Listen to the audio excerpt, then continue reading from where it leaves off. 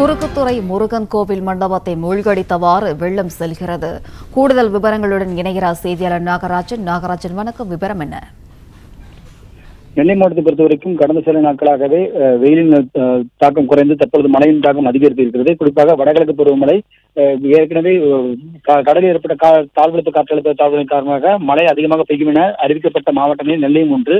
நெல்லை மாவட்டத்தின் மேற்கு தொடர்ச்சி மலை பகுதியில் கடந்த 2 நாட்களாகவே கனமழை பெய்து வருகிறது. இதன் காரணமாக அணைகளில் நீர்வரத்து அதிகரித்திருக்கிறது.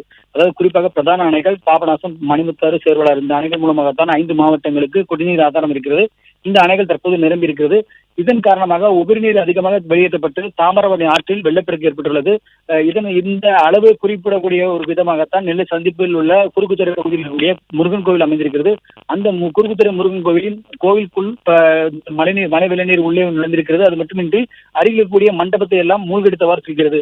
இந்த அளவிற்கு மழை வெள்ளநீர் தற்பொழுது ஆற்றில் தாமிரபரணி ஆற்றில் வெள்ளப்பெருக்கு என்பது அதிகரித்திருக்கிறது. இருப்பினும் மழை வெள்ளம் காரணமாக மக்களுக்கு எச்சரிக்கை என்பது கொடுக்கப்படவில்லை. தாழ்வான பகுதி மக்களுக்கு இன்னும் மாவட்ட நிர்வாக தரப்பில் பெரிய அளவில் எச்சரிக்கை ஒன்றும் கொடுக்கப்படவில்லை. இன்றும் மழை தொடருமானால் இதன் காரணமாக பாதிப்புகள் அதிகம் இருக்கக்கூடும். அதனைத் தொடர்ந்து மாவட்ட நிர்வாகம் கரையோரம் வாழக்கூடிய மக்களுக்கு அதற்கான எச்சரிக்கைகளை கொடுப்பதற்கான வாய்ப்பு இருப்பதாகவும் தெரிவிக்கப்படுகிறது.